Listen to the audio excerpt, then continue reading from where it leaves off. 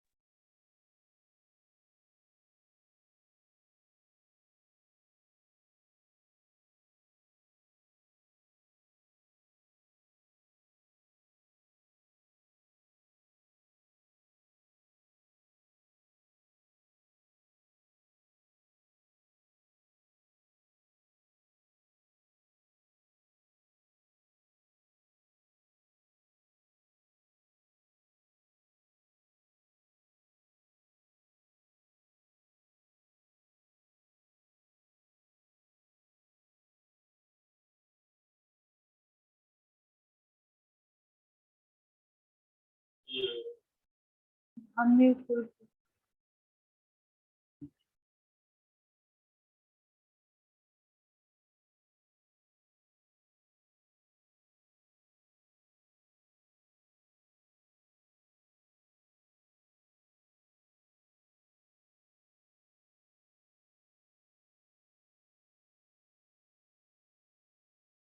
Hello, अभी आ रही है आवाज आप लोगों को? Is my voice audible to everyone? अगर वॉइस आ रही है तो थम्स अप कर दो। इफ नहीं है तो आप बता दो, ठीक है? आई होप अभी आ रही है आप सभी को, है ना? ठीक है। और इन केस अगर मेरा वीडियो नहीं विजिबल है तो वो भी आप मेंशन कर सकते हो।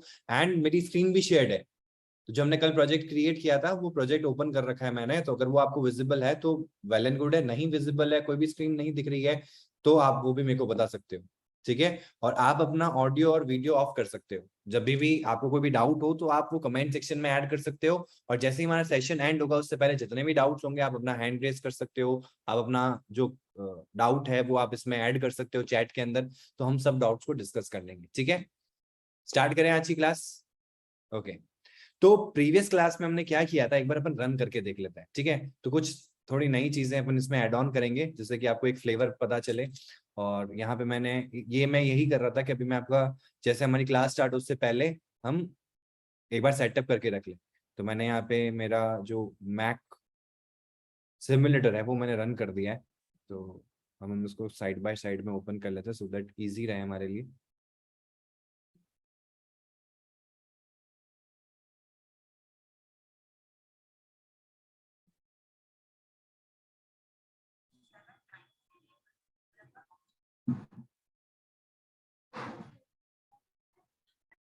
ठीक है, ओके।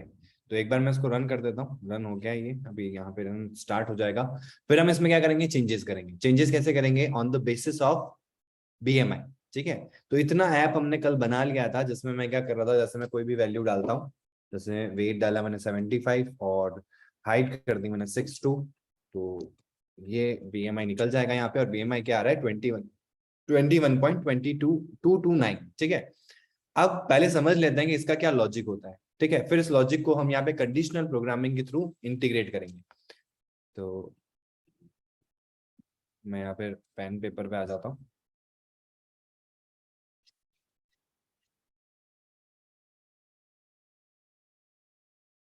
ठीक है, तो अब समझना क्या है, समझना ये है कि एक ऑन एंड बेसिक अगर हम चले तो जिसकी भी बीएमआई 18 से 25 के बीच में होती है वो हेल्दी कहलाता है। ठीक है, अब इसमें बहुत सारे फैक्टर्स होते हैं। अब वो बहुत सारे फैक्टर्स क्या होता है कि ये जो बीएमआई है ना, ये इस पे भी डिपेंड करता है कि वो उसका जेंडर क्या है और उसकी एज क्या है। ठीक है, हम उतना डिटेल में नहीं जा रहे हैं, आप चाहो तो ये क्लॉज भी लगा सकते हो, आप यूजर से एज भी मांग सकते हो, उससे जेंडर भी पूछ सकते हो, क्योंकि मेल के अंदर अलग क्राइटेरिया हो सकता है, फीमेल के अंदर अलग क्राइटेरिया हो सकता है। देन इनमें भी अगर एज है हमारी कि भाई 18 से कम साल का कम ईयर का अगर लड़का है या लड़की है, तो उसका जो ये रेशियो है वो 18 ना होके 16 से 23 के बीच में होगा। फिर जो एडल्ट होगा उसका थोड़ा अलग होगा, फिर जो ओल्ड एज में होगा या मैनहुड में होगा वो उसका ज्यादा होगा, फिर ओल्ड एज में आएगा तो उसका और ज्यादा होगा। तो इस तरीके से इसको वेरिएशन में ला सकते हैं अपन। ठीक है, अभी हम ऑन एन एवरेज ले रहे हैं कि हम जेंडर और एज को इक्वल मान रहे हैं, कोई जेंडर का रोल नहीं डिस्क्राइब कर रहे हैं, एज का रोल डिस्क्राइब नहीं कर रहे हैं। तो उस केस में जो मेन इंपॉर्टेंस होती है वो होती है कि भाई आपका वेट और हाइट का क्या रेशियो है। तो उसके बेसिस पे अगर आपका जो बीएमआई है वो 18 से 25 के बीच में लाई करता है तो यू आर हेल्दी। ठीक है, अगर 18 से कम है तो that means you are underweight, और अगर 25 से ग्रेटर है तो क्या है, ओवरवेट।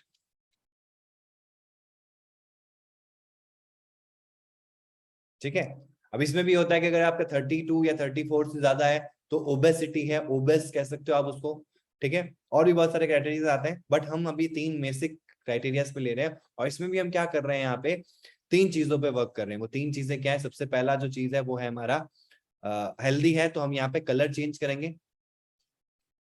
कलर को कर दूंगा मैं यहाँ पे ग्रीन। ये हमेशा जो चीज पॉजिटिव होती है वो हम ग्रीन से रिप्रेजेंट करते हैं, जो डेंजर होती है वो हम येलो या फिर ऑरेंज से, ऑरेंज या फिर रेड से करते हैं। तो अंडर वेट है तो हम ऑरेंज कर देंगे, और अगर ओवर वेट है तो ज्यादा खतरनाक है तो हम वो क्या कर सकते हैं, उसको रेड कर सकते हैं। ठीक है, आप एनी विच वेज आप चेंज कर सकते हो, कोई दिक्कत वाली बात नहीं है। बस हमको ये रिप्रेजेंट करना है बीएमआई के साथ साथ, उसको ये भी बताना है कि आप किस कैटेगरी में बिलोंग करते हो। ठीक है, तो यहाँ कंडीशनल प्रोग्रामिंग होने वाली है, साथ साथ हम बैकग्राउंड का कलर भी चेंज करने वाले हैं। ठीक है, और क्या कर सकते हैं, हम यहाँ पे इमेजेस दे सकते हैं 3 अलग अलग। एक हेल्दी की इमेज होगी, एक यहाँ पे ओवरवेट की इमेज होगी, और एक यहाँ पे अंडरवेट की इमेज होगी, और एक ओवरवेट की इमेज होगी। ठीक है, ये ओवरवेट और ये हमारा अंडरवेट होगा, थोड़ा मैंने मिस स्पेल कर दिया इसको। ठीक है, ये अंडरवेट है। तो हम 3 इमेजेस भी लेंगे और उन तीनों इमेज को हम फ्लक्चुएट करवाएंगे ऑन द बेसिस ऑफ क्या उसका बीएमआई जनरेट होता है। तो सबसे पहले तो हम ये कंडीशन लगा देते हैं, पहले हम टेक्स्ट के फॉर्मेट में दिखा देते हैं कि भाई उसको बता दे वहीं पे, अभी क्या बता रहे हैं कि उसका बीएमआई क्या है, उसके साथ साथ मैं ये बता दूं कि तू अंडरवेट है, ओवरवेट है या हेल्दी है। फिर क्या करूंगा, मैं कलर चेंज करवाऊंगा बैकग्राउंड का। फिर क्या करूंगा, फिर मैं इमेजेस चेंज करवाऊंगा। ठीक है, तो ये आज का हमारा टास्क रहेगा, और फिर हम बेसिक्स ऑफ डार्ट्स के बारे में सीखेंगे और फिर सेशन को एंड करेंगे। ठीक है, तो चलते हैं हमारी क्लास के अंदर, यहाँ पे एंड्रॉइड स्टूडियो के अंदर। और यहाँ पे सबसे पहले मेरे को क्या करना है कि भाई इस टेक्स्ट के साथ साथ एक और चीज दिखानी है कि वो ओवरवेट है, अंडरवेट है या हेल्दी है।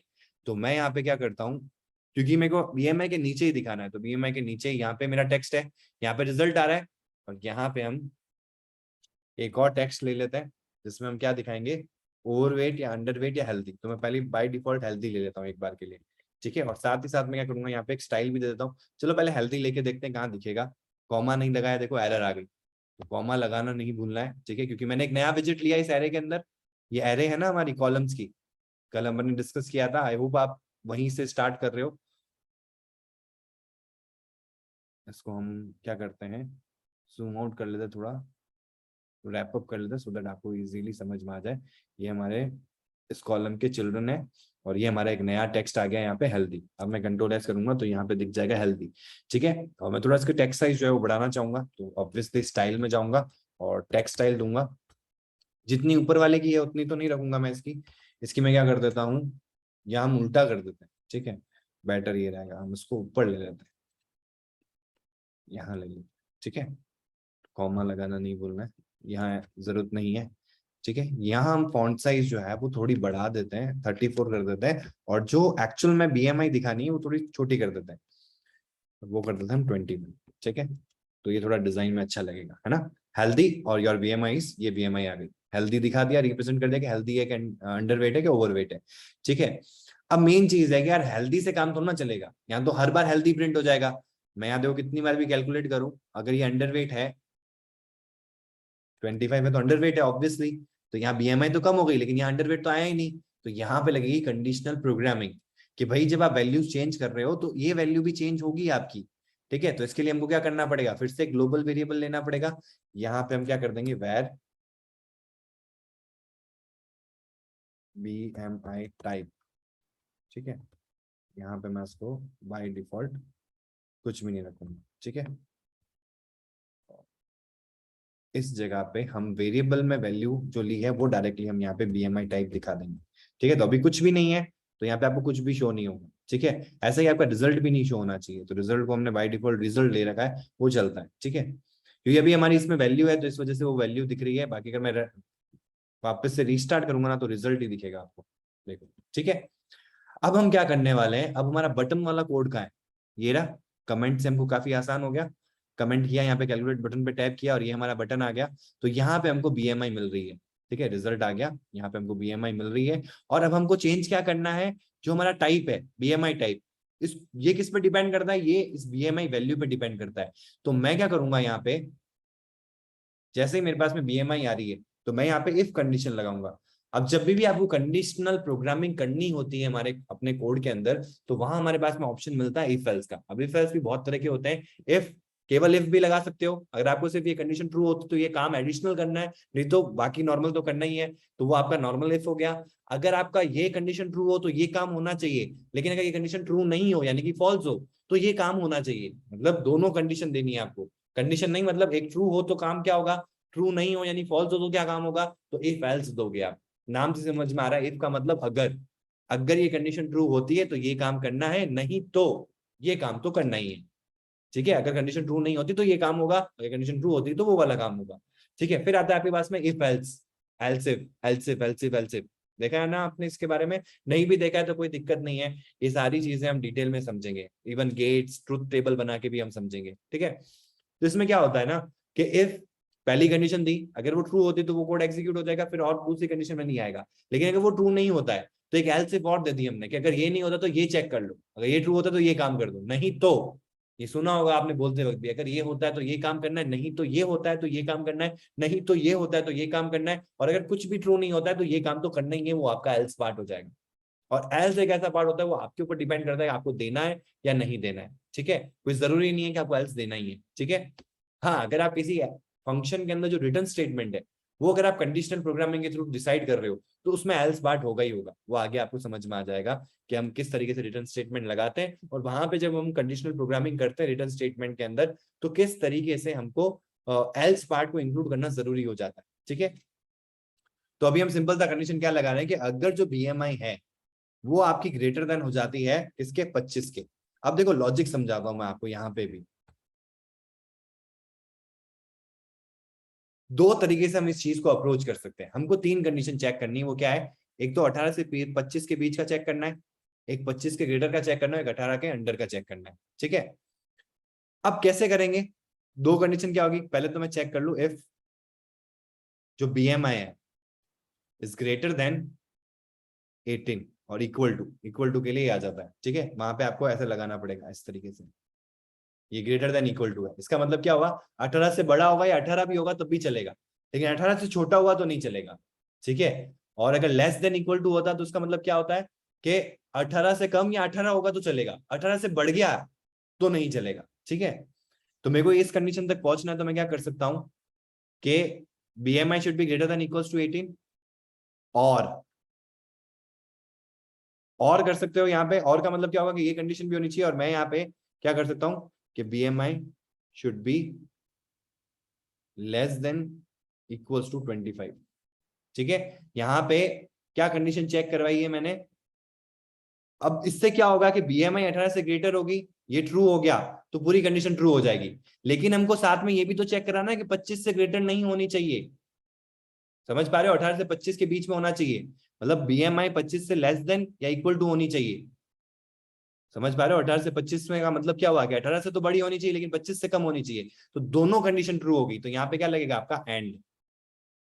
और का मतलब क्या होता है कि दोनों में से एक भी ट्रू होगा तो ट्रू हो जाएगा, यानी कि अगर किसी की 27 आई फॉर एग्जाम्पल, तो ये कंडीशन ट्रू हुई, ये कंडीशन फॉल्स हुई, लेकिन ये क्या कर देगा कि ये तो 18 से 25 के बीच में आ गया। एक सेकंड है ना,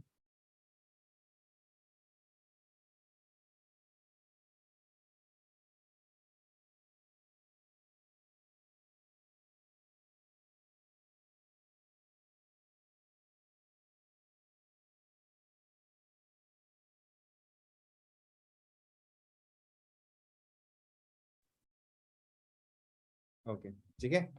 तो 27 अगर है तो ये कंडीशन तो मेरी ट्रू हो गई, लेकिन ये फॉल्स हो गई, जबकि मेरे को तो क्या चाहिए 18 से 25 के बीच में, तो हमने क्या लगा दिया, एंड लगा दिया।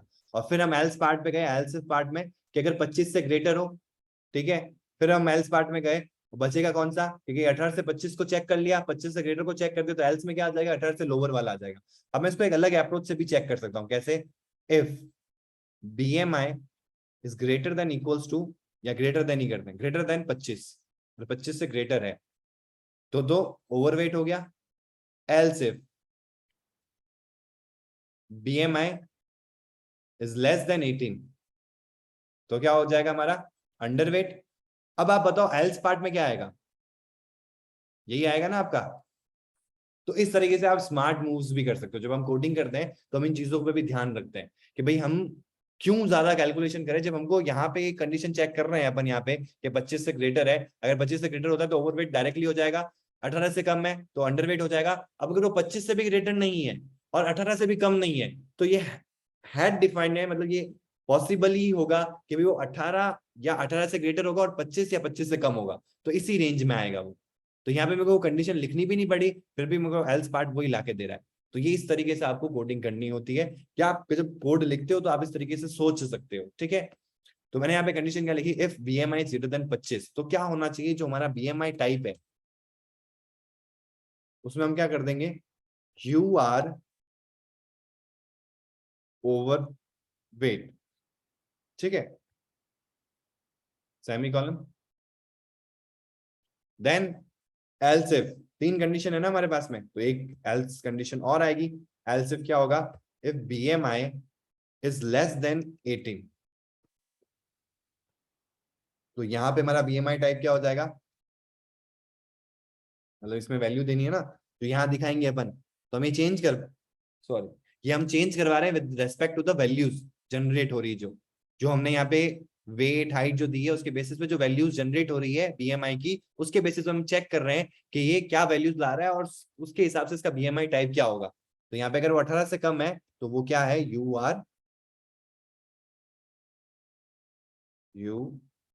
आर अंडर वेट, ठीक है। एंड अगर मैं यहाँ पे एल्स देखूं तो वो एल्स पार्ट क्या हो जाएगा कि 18 से 25 के बीच का हो जाएगा, और यहाँ पे हमने सेमीकोलन नहीं लगाया, तो इस वजह से ये जो हम फर्स्ट वाली क्लास में डिस्कस कर रहे थे ना, आईडी का क्या रोल होता है। तो देखो अगर मैं नॉर्मली कहीं और एडिटर में कोड लिखता जो इसका एडिटर नहीं है, और फिर मैं उसको कंपाइल कराता कमांड प्रॉम्प्ट के थ्रू, वो करवा सकते हो आप, लेकिन वहां पे वो मैं कोई एरर नहीं बताता, वो जब कोड कंपाइलेशन में आता तब वो कंपाइल करते हुए एरर को दिखाता। लेकिन यहाँ पे हमारा आईडी ये भी काम करता है, ये हमको ये भी बताता है कि देखो यहाँ पे आपने गलती कर दी है, यहाँ पे आपने सेमी कॉलन नहीं लगाया, सिंटेक्स के हिसाब से डार्ट के अंदर हर लाइन के एग्जीक्यूशन, मतलब हर लाइन के एंड के बाद में आपको सेमी कॉलन लगाना होता है, ठीक है। तो अब वापस आ जाते हैं, अब यहाँ हम बीएमआई टाइप क्या डाल देंगे, you are healthy, you are healthy, ठीक है।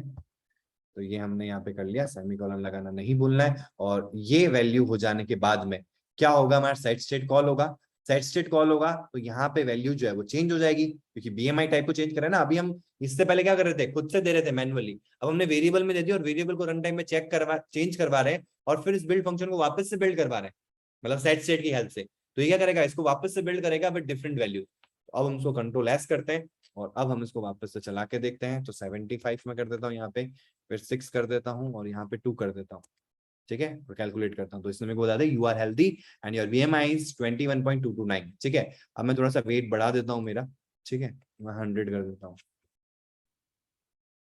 तो आ गया यू आर ओवरवेट, ठीक है। और अगर वेट कम करते हैं तो क्या होना चाहिए, अंडरवेट आना चाहिए। क्या आ रहा है क्या, हाँ यू आर अंडरवेट।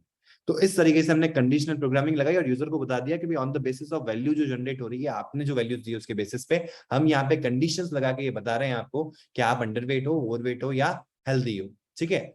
ये पहला तरीका हो गया। अब दूसरा तरीका क्या है कि मेरे को बैकग्राउंड का जो कलर है ना वो चेंज करना है। तो हमने बैकग्राउंड का कलर कहाँ दिया है, यहाँ दिया है। यहाँ पे हम क्या दे रहे हैं, मैन्युअली दे रहे हैं, तो उसको चेंज करना मुश्किल हो जाएगा। चेंज करना है तो क्या करेंगे, वेरिएबल की वैल्यूज चेंज करवाएंगे और वेरिएबल्स प्रोवाइड करेंगे।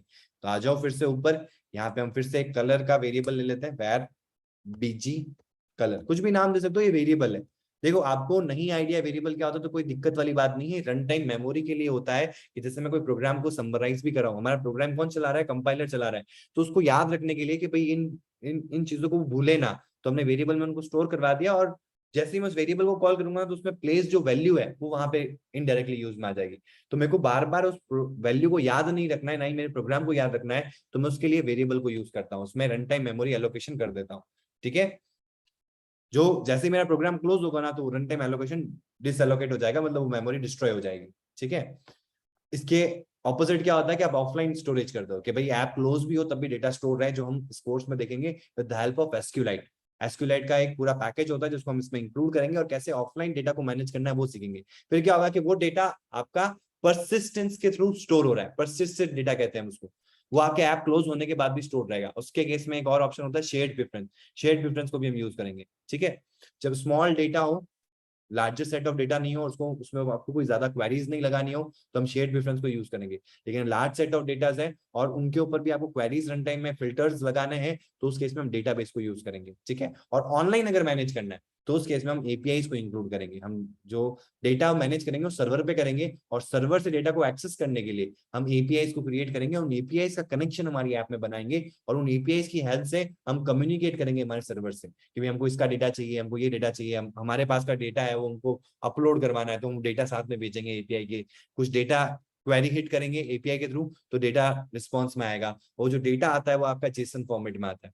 ये चीजें हम बहुत डिटेल में जाने वाले हैं, मतलब जब हम डेवलपमेंट करेंगे तो ये जो मॉड्यूल्स है ना डेटाबेस के, आपके डायनामिक ऐप के, ये सब 1 से 2 हफ्ते के रहेंगे, ठीक है, जिसमें हम 3 से 4 एप्लीकेशन उस पर्टिकुलर टॉपिक के बेस्ड ही बनाएंगे, ठीक है। तो अभी हम सिर्फ वेरिएबल बना रहे हैं वेयर बीजी कलर, और यहाँ पे जो मैं बाई डिफॉल्ट कलर देने वाला था वो कलर दे देता हूँ। वो कलर क्या है, colours dot orange dot shade 100, ठीक है। तो ऐसे ना देखे मैं ऐसे दे रहा हूँ, कोई दिक्कत नहीं है। अब इससे ऑप्शंस क्या हो जाएंगे हमारे पास में, खुल जाएंगे। Colours dot orange dot shade 100 ये दिया था मैंने, ठीक है, और सेमी कॉलन लगा देना है। और अब मैं यहाँ पे ये ना देखे, सिंपल सा क्या करूंगा, बीजी कलर को यहाँ पास कर दूंगा। अब इससे पता है फायदा क्या होगा, इससे फायदा ये होगा कि मैं रन टाइम में सेट स्टेट से पहले जैसे ही इस बीजी कलर को चेंज करूंगा ना, तो इस बैकग्राउंड का कलर भी चेंज हो जाएगा, ठीक है। इसीलिए मैं इसको वेरिएबल में इंक्लूड किया, मतलब जिस भी चीज को आपको रन टाइम में रिफ्लेक्ट करवाना है, चेंजेस करवाना है, उन सभी को आप वेरिएबल के थ्रू मैनेज करोगे। और जहां पे उस चीज को करवाना है, जिस भी जगह पे वो एक्शन आपको प्रोवाइड करवाना है, वहां पे सेट स्टेट कॉल होने से पहले उनमें चेंजेस लिया, तो ऑटोमेटिकली जब वो वापस से बिल्ड होगा तो नई वैल्यूज के साथ में बिल्ड होगा, ठीक है। तो अब हम आ जाते हैं यहाँ पे, बीएमआई टाइप में ही चेंज करना है, हर बार अलग अलग कलर होना चाहिए। तो ऑब्वियसली हम यहाँ पे क्या करेंगे, जो बीजी कलर है, बीजी कलर इक्वल्स टू, यहाँ पे आ जाएगा कलर्स डॉट, यहाँ पे बहुत सारे आपको कलर्स मिल जाते हैं, इवन आप अपना खुद का कलर भी दे सकते हो। उसके लिए आपको हैक्स कोड का आइडिया होना चाहिए, RRGGBB फॉर्मेट, ठीक है। उसमें हैक्स कोड डिफाइंड होते हैं, वो हैक्स कोड भी आप प्रोवाइड कर सकते हो। अगर आप कलर क्लास लेते हो ना, तो यहाँ पे एक इंटीजर वैल्यू प्रोवाइड करनी पड़ती है, ठीक है। वो वैल्यू आप डायरेक्ट प्रोवाइड करोगे तो आपका कलर भी मिल जाएगा। अब हम क्या यूज कर रहे हैं, हम हमारे पास में प्री डिफाइंड बहुत सारे कलर्स मिल जाते हैं। तो अगर मेरे को ग्रीन ही लेना है तो मैं कलर कोड क्यों याद रखूँ और कलर कोड क्यों दूं। मेरे को अगर ओवरवेट है तो ऑरेंज लेना है, या अंडरवेट है तो रेड लेना है, तो उसके कलर्स हमको मिल जाते हैं। जैसे ओवरवेट में हमको ऑरेंज चाहिएगा तो ऑरेंज आ गया। अब डार्क कलर नहीं चाहिएगा क्योंकि हम शेड क्या ले रहे हैं, 100 ले रहे हैं। तो यहाँ पे भी देखो येलो का डायरेक्ट कलर नहीं है, ऑरेंज का डायरेक्ट कलर नहीं है, तो हम कौन सा शेड लेंगे, शेड 100। अब आप कहोगे बाय डिफॉल्ट भी तो ऑरेंज ही है, वेरी गुड, क्वेश्चन तो सही है आपका। तो हम ऑरेंज नहीं रखते, इसको ब्लू कर देते हैं, ठीक है। ब्लू कलर कर दिया, क्यों किया अभी आपको समझ में आ जाएगा। क्योंकि जब हमारा ओवरवेट होगा ना तब बैकग्राउंड ब्लू होना चाहिए, ठीक है। और शेड ब्लू में इसको ना 50 कर दो तो बेटर रहेगा। रीरन करना पड़ेगा। अभी लाइटर शेड लग रहा है तो बेटर है। ठीक है, अब हम आ जाते हैं यहाँ पे। तो हमने एक में ही सेट किया बीजी कलर के, अगर भाई 25 से ग्रेटर होगा तो ओवरवेट होना चाहिए, इस वजह से मैंने इसका ऑरेंज बैकग्राउंड कर दिया। अगर अंडरवेट होगा तो मैं रेड कलर कर देता हूँ, ये आपके ऊपर डिपेंड करता है कि आप क्या कलर दे रहे हो। ठीक है, बस हम देख रहे हैं कि चेंज कैसे हो रहा है वैल्यूज के बेसिस पे, और वो चेंजेस हम कैसे हमारी ऐप में रिफ्लेक्ट करवा रहे हैं वो देख रहे हैं अपन यहाँ पे।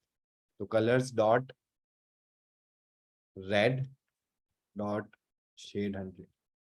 ठीक है, और फिर जब अगर वो हेल्दी है तो क्या होना चाहिए आपका कलर, मतलब ऑब्वियसली ग्रीन कलर होना चाहिए, तो बीजी कलर।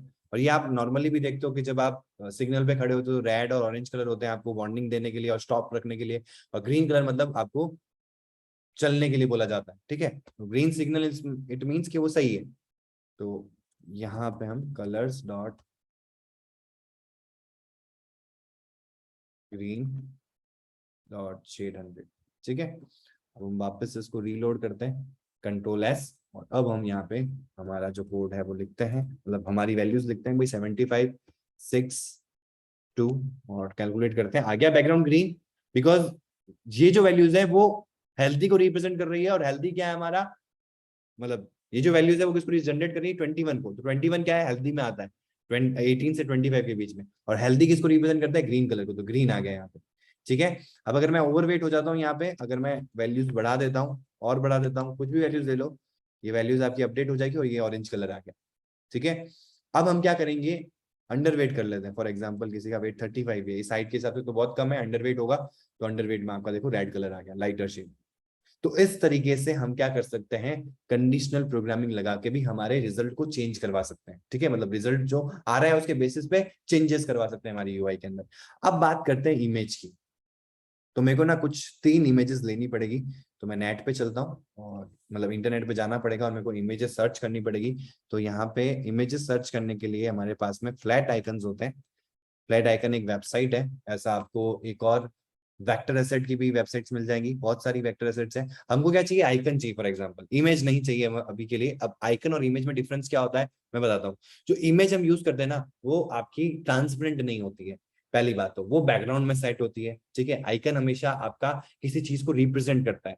ठीक है, जैसे प्ले बटन है तो प्ले के पास में आपको एक ऐसा ट्राइंगल दिखेगा जो उस चीज को रिप्रेजेंट कर रहा है। अगर आप प्ले नहीं भी लगाओगे ना तो वो आइकन से आप सेल्फ डिफाइंड हो कि यहाँ पे इस ट्राइंगल का क्या मतलब है, प्ले करना। ठीक है, ऐसे ही आपको इन्फो के लिए इन्फो नहीं लिखा मिलेगा, आपको आई और उसके ऊपर गोल सर्कल मिलेगा। तो इसका मतलब क्या है कि ये इन्फॉर्मेशन बता रहा है। तो ये आइकन्स के बहुत सारे मतलब होते हैं, जैसे अगर वहां पे ऐसा एरो बना हुआ आ गया तो मतलब रिप्लाई है, ऐसे बुकमार्क वाला लोगो आ गया मतलब इसको बुकमार्क करना है। तो आइकन का एक मतलब होता है। इससे क्या होता है कि हमारी जो ऐप की रीडेबिलिटी है वो बढ़ जाती है, कि हम नाम ना लेके वहां आइकन्स लगा रहे हैं, जिससे कि रीडेबिलिटी बढ़ गई, कंजस्टेड नहीं लगेगा मेरा यूआई, और क्या होगा कि क्लीनर यूआई हो जाएगा मेरा। ठीक है, तो इसलिए प्रिस्क्राइब रहता है कि जहां पे भी आप एक्शंस के लिए आइकन्स यूज कर पाओ बेटर है। ठीक है, तो ऐसे आइकन्स के लिए नेट पे आपको सर्च करना पड़ेगा। अब आइकन्स देने के लिए भी आपको बहुत सारे ऑप्शंस मिल जाते हैं, क्योंकि ट्रांसपेरेंट होता है आइकन। ट्रांसपेरेंट तो पता है ना आप सभी को, जिसके पीछे चेकर्ड बॉक्स आता है ना, दैट मीन्स कैसे समझाऊं मैं आपको इस चीज को, देखो मैं आपको एक प्रैक्टिकल एग्जाम्पल बताता हूँ यहाँ पे। जैसे ये कोई इमेज है, ठीक है, और ये इस इमेज पे लग रही है फॉर एग्जांपल, और इसमें मैंने आई वाली ली है। अगर ये इमेज है ट्रांसपेरेंट नहीं है तो ये कलर भी दिखेगा आपको, ये वाला एरिया भी। ठीक है, ये व्हाइट कलर है, भले यहाँ मैंने ऑरेंज कलर कर रखा है, और यहाँ पे अगर वो व्हाइट कलर है तो ये व्हाइट कलर आपको अलग से दिखेगा, आपको ऐसा लगेगा कि कोई पेपर है उसके ऊपर ये ड्रॉ किया हुआ है। अगर ये सेम चीज ट्रांसपेरेंट होती तो किस तरीके से दिखती, सिंपल इस तरीके से दिखेगा, सिर्फ इतना दिखेगा। अब इधर मैंने ऑरेंज कर रखा है तो यहाँ पे भी ऑरेंज रहेगा, इसके अंदर भी ऑरेंज रहेगा, इसके इधर भी ऑरेंज रहेगा, सब जगह ऑरेंज ही रहेगा। बस जहां जहां वो ड्रॉ है ना वहां वहां वो आइकन का अपना जो कलर होगा वो दिखेगा। बाकी बैकग्राउंड में सब जगह वो ट्रांसपेरेंसी दिखेगी। जैसे आप कांच के ऊपर कभी लिख दिया है आपने कभी, तो क्या होता है, सी थ्रू कांच में क्या होता है कि वो चीज लिखी हुई भी दिखती है और उसके पीछे क्या होता है वो भी उसमें रिफ्लेक्ट कर रहा होता है। वही सेम चीज है ट्रांसपेरेंसी में। जब ट्रांसपेरेंसी नहीं होगी तो आपने कोई ऐसा ऐसा लगेगा कोई स्टिकर चिपका दिया। ठीक है, तो इस चीज का बहुत ध्यान रखना है कि जब हम नेट से डाउनलोड करते हैं ना तो आजकल क्या करते हैं वो ऐसे चेकर्ड बॉक्स तो दिखाते हैं, लेकिन वो चेकर्ड बॉक्स सिर्फ दिखाने के लिए होते हैं। जब उसको डाउनलोड करोगे ना, तो डाउनलोड जो इमेज होती है ना, उसके साथ में वो चेकर बॉक्स ही आ जाता है। जबकि चेकर बॉक्स का ये रिप्रेजेंटेशन होता है कि जब उसको डाउनलोड करने के बाद में अपने पिक्चर व्यूअर में देखोगे, तो वहां पे भी वो चेकर बॉक्स नहीं दिखेगा, वहां पे सिर्फ आइकन दिखेगा आपको। ठीक है, अभी मैं आपको चला के भी दिखा दूंगा। चलाने के लिए हम क्या करते हैं, पहले अपन डाउनलोड कर लेते हैं। तो मैं यहाँ पे अब गूगल पे जाके, गूगल पे थोड़ा स्मार्ट सर्च करनी पड़ेगी आपको, गूगल पे भी मिल जाएंगे आपको। पहले अपन फ्लैट आइकन्स पे आ जाते हैं, यहाँ पे मैं लिखता हूँ हेल्दी। ठीक है, तो हेल्दी के बहुत सारे आइकन्स मिल जाएंगे।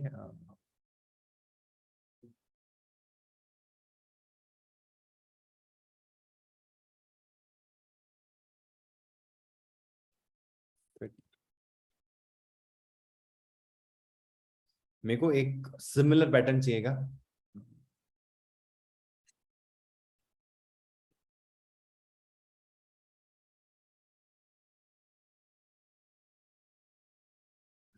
तो ये एक बेटर ऑप्शन है। इसमें आप इसको पीएनजी का ऑप्शन होता है, और एसवीजी भी एक ऑप्शन होता है, इसको हम कहते हैं वेक्टर एसेट। वेक्टर एसेट कहाँ काम में आता है? वेक्टर एसेट जो होता है ना, बहुत हेल्पफुल होता है। हेल्पफुल कब होता है कि जैसे नॉर्मल पीएनजी, पीएनजी आपने 512 बाई 512 का लिया है ना, तो बड़े प्लेटफॉर्म से भी फटेगा नहीं। बट अगर आप नॉर्मली क्या करते हो कि भाई छोटी साइज वाला, छोटे पिक्सल वाला अगर आप पीएनजी ले लेते हो, तो जब बड़े प्लेटफॉर्म पर चीज चलती है ना, तो वो स्ट्रेच हो जाता है, और वो जब आइकन स्ट्रेच हो जाता है ना, तो आपको पिक्सल्स दिखने लग जाते हैं। तो इसीलिए आपको इमेज ना ब्लरी दिखने लग जाती है, कई कई बार आपने देखा होगा ऐसा। तो वो चीजें बहुत ही नेगेटिव इंपैक्ट लाती है आपकी यूआई के केस में। ठीक है, तो इस केस में हमेशा प्रिस्क्राइब रहता है कि अगर आपके पास में एसवीजी का ऑप्शन है, तो एसवीजी ही डाउनलोड करो। वेक्टर एसेट होता है, ये रन टाइम कोड के थ्रू ड्रॉ किया जाता है। तो कितने भी बड़े प्लेटफॉर्म है, इसको कितना भी जूम कर लोगे ना एसवीजी वेक्टर एसेट को, वो कभी भी पिक्सल्स फटेंगे नहीं उसके। ठीक है, बट कई सारी वेबसाइट्स क्या करती है कि भाई वेक्टर एसेट अगर आपको लेना है, तो आपको प्रीमियम में जाना पड़ेगा। अब मैं आपको ये क्यों बता रहा हूँ कि जब आप किसी कंपनी में काम करोगे, तो वहां पे आपके पास में ग्राफिक डिजाइनर होता है, जो आपकी ऐप की यूआई को डिजाइन करता है, वेबसाइट की यूआई को डिजाइन करता है क्लाइंट के अकॉर्डिंग। ठीक है, तो जब वो यूआई डिजाइन कर रहा है ना, तो वो जो यूआई बना रहा है वो एडोबी इलस्ट्रेटर को यूज कर रहा होगा। वहां पे जो आइकन्स बनते हैं ना, वो वेक्टर एसेट्स में एक्सपोर्ट किए जा सकते हैं। तो वहां आप उनको बोल सकते हो, तो वो आपको एक्सपोर्टेड जो इमेजेस देंगे, वो आपको पीएनजी में ना देके एसवीजी में दे देंगे। तो ये ऑप्शंस आप जरूर याद रखना दिमाग में, क्योंकि ये काम में आएगा आगे। ठीक है, अब हम आ जाते हैं यहाँ पे, इसको डाउनलोड कर लेता हूँ, क्योंकि मेरे पास में एसवीजी प्रीमियम वाला ऑप्शन नहीं है, तो मैं पीएनजी पे टैप करूंगा और फ्री डाउनलोड पे टैप कर दूंगा, और ये मेरा आइकन मेरे पास में आ जाएगा। ठीक है, और ऐसे ही मेरे को किसके लिए सर्च करना है, ओवरवेट के लिए। तो ओवर वेट, आई होप ऐसा ही कुछ मिल जाए मेरे को। बेटर रहता है कि सिमेट्रिक में हो। ठीक है, ये देखो, इसको भी हम डाउनलोड कर लेते हैं। यहाँ पे भी खुद के ऑप्शंस आते हैं इनके पास में। ठीक है, तो हम इसको पीएनजी में डाउनलोड कर लेते हैं। अब ओवरवेट भी आ गया हमारे पास में, और अब चाहिए मेरे को अंडरवेट। अंडरवेट नहीं सर्च होगा, तो फिर हम क्या करेंगे, स्किन ही टाइप करेंगे। तो ये ऑप्शन दिमाग में रखना है जब भी आप सर्च करो। ठीक है, तो आई होप मेरे को मिल गया है मेरा तीन चीजें अलग अलग, और ये एक तरह से एक सिमिलर पैटर्न में ही है, क्योंकि मैंने कलरफुली लिया है। आप चाहो तो इनको ब्लैक एंड व्हाइट में भी ले सकते हो। मोस्टली आइकन्स जो होते हैं ना, वो व्हाइट कलर में या ब्लैक कलर में या येलो कलर में, कलर के फॉर्मेट में होते हैं, तो आप ऐसा भी ले सकते हो। ठीक है, बट अगर आपको कलरफुल चाहिए, तो आप इस तरीके से ले सकते हो। अब हम देख लेते हैं यहाँ पे कि ये कहाँ पड़े हैं मेरे पास में। तो मैं शो इन फाइंडर, और ये डाउनलोड्स में पड़े होंगे। तो इन इमेजेस को मेरे को यूज करना है। अगर मैं इसको ओपन करके दिखाऊं आपको, तो आप देख सकते हो बैकग्राउंड। ठीक है, इस पे जाऊंगा तो बैकग्राउंड देख पा रहे हो आप, समझ पा रहे हो? अगर बैकग्राउंड होता ना इसका, तो यहाँ पे व्हाइट कलर या जो भी इसका बैकग्राउंड है वो आ जाता है यहाँ पे। क्योंकि इसका ब्लैक ही आ रहा है, और ये मेरा बाय डिफॉल्ट जो थीम भी है मेरे डेस्कटॉप की, वो डार्क कर रखी है। लाइट होती तो ये जो विंडो ओपन होता ना, व्हाइट कलर में होता, तो यहाँ पीछे व्हाइट दिखता आपको। ठीक है, this is known as transparency. तो इस चीज का ध्यान रखना है। अब मैं क्या करूंगा, इन तीनों इमेज को यूज करना चाहता हूँ, तो पहले मेरे रिसोर्स में इसको डालना पड़ेगा। तो मैं यहाँ पे इनको कर देता हूँ कॉपी, कॉपी। ठीक है, और फिर मैं आ जाता हूँ एंड्रॉइड स्टूडियो के अंदर, और यहाँ पे आपको क्या करना है, अपना एक एसेट फोल्डर क्रिएट करना है। ये इमेज का प्रोसेस है, तो थोड़ा सा स्टेप्स बढ़ जाते हैं, लेकिन आपके लिए बहुत आसान हो जाता है आगे जब आप एक बड़े प्रोजेक्ट पे वर्क करते हो। ये क्या कहता है कि कोई भी रिसोर्स आप यूज कर रहे हो ना, तो उस एडिशनल रिसोर्स को आप एक अलग से फोल्डर में मैनेज करो। और उसमें भी क्या होंगे कि जैसे आपका फॉन्ट्स होंगे जो आपके यूज में आ रहे हैं, मल्टीपल फॉन्ट्स हो सकते हैं आपकी ऐप में जो यूज आएंगे। जैसे अभी तो नॉर्मल फॉन्ट है, हम अलग से फॉन्ट लेके, फॉन्ट ये जो फॉन्ट है ना, ये हटा के मैं अगर मॉन्स्टेरेट करके अगर कोई फॉन्ट आए, उसको मैं यूज करना चाहता हूँ, तो वो मैं यहाँ यूज कर सकता हूँ। देन इमेजेस को यूज कर सकता हूँ। देन मेरे पास अगर कोई वीडियोस हैं, जो या ऑडियो प्ले करवाना है या जो नोटिफिकेशन साउंड्स हैं वो मेरे खुद के पहले से डिफाइंड है, वो उस ऐप में चलने चाहिए, तो वो मैं रिसोर्सेज में मैनेज करूंगा। तो यहाँ पे वो चीज करने के लिए आपको क्या करना है, इस प्रोजेक्ट पे राइट क्लिक करना है, न्यू पे जाना है और यहाँ पे आपको एक डायरेक्टरी क्रिएट करनी है। डायरेक्टरी का मतलब होता है फोल्डर, ठीक है। आपने बहुत पहले सुना होगा मेक डायरेक्टरी, वो डायरेक्टरी क्या क्रिएट करता है, एक फोल्डर ही क्रिएट करता है। और यहाँ पे अगर आप इसका आइकन भी देखोगे तो ये फोल्डर जैसा ही है, इस पर टैप कर देना है। और ये किस नाम से एसेट बनाना है, आपको एसेट नाम से बनाना है। अब आप कहोगे क्या एसेट नाम से बनाना जरूरी है, कोई जरूरी नहीं है, बट मेरा जो पर्सपेक्टिव है वो क्या कहता है कि भाई नेमिंग कन्वेंशन बहुत इंपॉर्टेंट हो जाता है। जैसे जैसे आप प्रोफेशनल लेवल पे बढ़ते जाओगे ना, वैसे वैसे नाम क्या रखना है, कैसे रखना है, बहुत इंपॉर्टेंट हो जाता है, ठीक है। क्योंकि आपका प्रोजेक्ट केवल आप नहीं देख रहे होते हो, क्योंकि आप एक किसी कंपनी में रहोगे तो ऐसा नहीं कि आज आप किसी कंपनी में लग गए तो आप रिटायर भी उसी कंपनी से होंगे। गवर्नमेंट सेक्टर नहीं है, ये प्राइवेट सेक्टर है। तो प्राइवेट सेक्टर में क्या होगा, जहां आपको अपॉर्चुनिटी और ग्रोथ फैक्टर आपको ज्यादा लगेगा, आप अपनी जॉब को स्विच करोगे, ठीक है। और आप जब स्विच करोगे तो प्रोजेक्ट वहीं रह जाएंगे कंपनी में, आप कहीं और कंपनी में प्लेस हो जाओगे। तो अब क्या होगा, कोई दूसरा बंदा हायर होगा क्योंकि आपकी जगह वैकेंट हो गई है, तो वहां पे वैकेंसी क्रिएट हो जाएगी। और वैकेंसी क्रिएट होते ही वो कंपनी वैकेंसी मार्केट में डालेगी कि हमको इनकी रिक्वायरमेंट है। तो वहां पे इंटरव्यूज कंडक्ट किए जाएंगे, उनको हायर किया जाएगा। और वो जब बंदा आएगा तो अब वो आप ही के लिखे हुए कोड को समझेगा पहले, और फिर उसमें डेवलपमेंट स्टार्ट करेगा अपना आगे का। तो उसके लिए ये चीजें आसान हो जाए, तो वो नेमिंग कन्वेंशन से ही होगी। तो इसीलिए एसेट्स नाम से हम ऐसे फोल्डर क्रिएट करते हैं। और इसमें भी डायरेक्टली इमेजेस नहीं रखूंगा मैं, इमेजेस रखनी तो इसके अंदर फिर से एक नया डायरेक्टरी क्रिएट करूंगा और उसका नाम दूंगा इमेजेस। मेरे लिए कितना आसान हो जाएगा, जब मेरे को इमेजेस ढूंढनी होगी तो मैं सीधा जाऊंगा एसेट्स में, इमेजेस में, और मेरे को यहाँ पे इमेजेस मिल जाएगी। ये आ गई मेरी इमेजेस, ठीक है। अब मेरे को क्या करना है, इनको रियल प्रोजेक्ट में यूज भी करना है। ये तो हमारे प्रोजेक्ट के स्ट्रक्चर में आ गई है। अब रियल प्रोजेक्ट में यूज करना है तो यहाँ पे एक कंडीशन होती है, ये हमारी मेन फाइल होती है pubspec.yaml फाइल। इसको हर एक चीज के बारे में पता होना चाहिए आपके प्रोजेक्ट के बारे में, कि अगर आप कोई इमेज भी यूज कर रहे हो तो यहाँ उसका एड्रेस होना चाहिए, पाथ होना चाहिए। अगर आप कोई फॉन्ट यूज कर रहे हो तो यहाँ उसका पाथ होना चाहिए। अगर आप कोई अदर थर्ड पार्टी पैकेज को यूज कर रहे हो या फ्लटर के पैकेज को यूज कर रहे हो तो उसका डिक्लेरेशन यहाँ होना चाहिए। आप कोई आइकन चेंज कर रहे हो तो उसका डिक्लेरेशन यहाँ होना चाहिए, ठीक है। तो सारी चीजों का नॉलेज जो है वो इस फाइल को होना चाहिए, मेन फाइल होती है।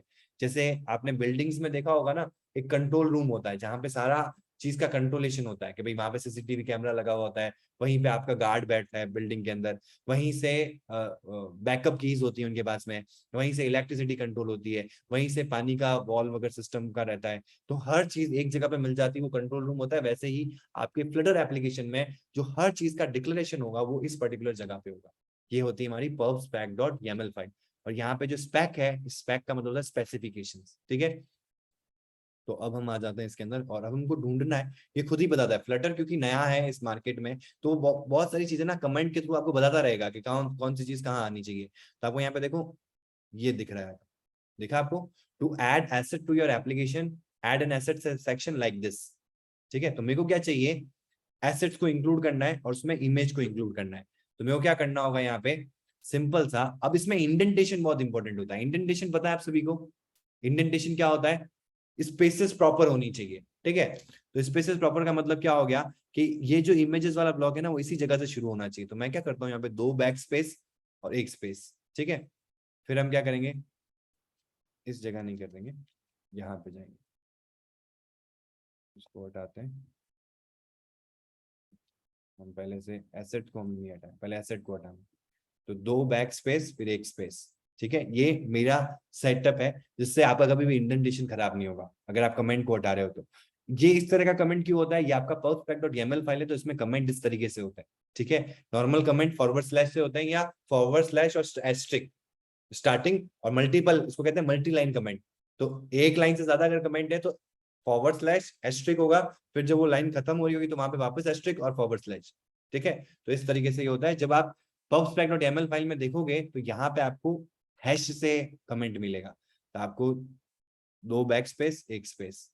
और आप इस तरीके से भी ध्यान रख सकते हो कि ये तीसरे स्पेस पे ये स्टार्ट होती है। क्या इसका रोल इंपॉर्टेंट है, बहुत रोल इंपॉर्टेंट है। अगर आप यहाँ पे एक एडिशनल स्पेस दे दोगे ना तो ये आइडेंटिफाई नहीं होगा, ठीक है। तो ये जानना जरूरी है। तो 2 बैक स्पेस करो और 1 स्पेस मार दो वापस। अब हम क्या करेंगे, यहाँ पे हमको पाथ देने हैं हमारे तीनों इमेजेस के। तो पहला तरीका तो क्या होता है कि आपको पाथ देना है, तो एसेट्स स्लैश इमेजेस स्लैश, क्या नाम है अपने इमेज का, सबसे पहले करते हैं फिट डॉट png, ठीक है। ऐसे ही मेरे को क्या करना पड़ेगा, सबको देना पड़ेगा। सारे पाथ को एक एक करके ऐड करना पड़ेगा, बट रुको, इतना करने की जरूरत नहीं है। क्यों नहीं है उसका रीजन बताता हूँ। अब ऐसे आपकी तो 20 इमेजेस होगी, तो 20 इमेजेस देने के लिए क्या आप यहाँ पे बार बार वो पाथ थोड़ा ना दोगे। तो अब उसके लिए क्या कर सकते हैं अपन, उसके लिए आप सिंपल सा करो कि हम इस पूरे फोल्डर को इंक्लूड कर देते हैं कि हम जो इमेजेस यूज करेंगे, अगर वो ऐसी इमेज नहीं होनी चाहिए जो आप कहीं यूज नहीं कर रहे हो, अगर ऐसी इमेज है तो उसको डिलीट मार दो।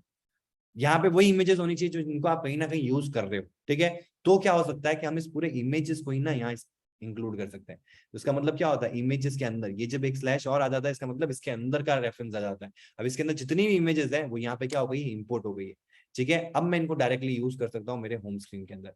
अब इसको यूज करने के लिए मेरे को क्या चाहिएगा, एक इमेज का बजट चाहिएगा।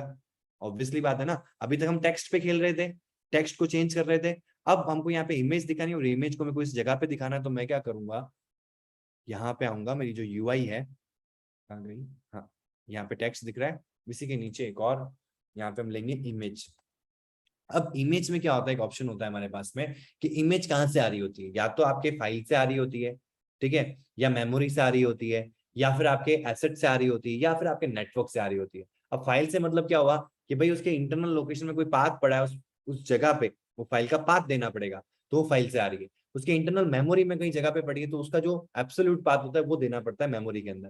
देन तीसरा होता है हमारे पास में कि इमेज कहीं एसेट से तो नहीं आ रही है, तो एसेट वाला हम देंगे इमेज डॉट एसेट करके, ठीक है। और तीसरा होता है कि भाई इमेज यूआरएल से तो लोड नहीं हो रही है, तो इमेज डॉट नेटवर्क देना पड़ता है, ठीक है। तो हम यहाँ पे कहाँ से लोड कर रहे हैं, एसेट से लोड कर रहे हैं, तो इमेज डॉट एसेट।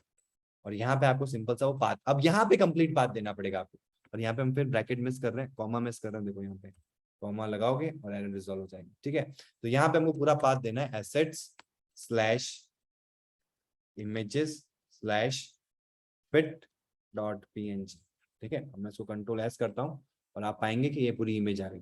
बट ये तो साइज बहुत बड़ी होगी और हमारी यूआई भी खराब हो गई यहाँ पे, तो ठीक है। तो हम इस इमेज को क्या छोटा कर सकते हैं, बिल्कुल कर सकते हो। यहाँ पे ऑप्शन होगा हमारे पास में साइज का,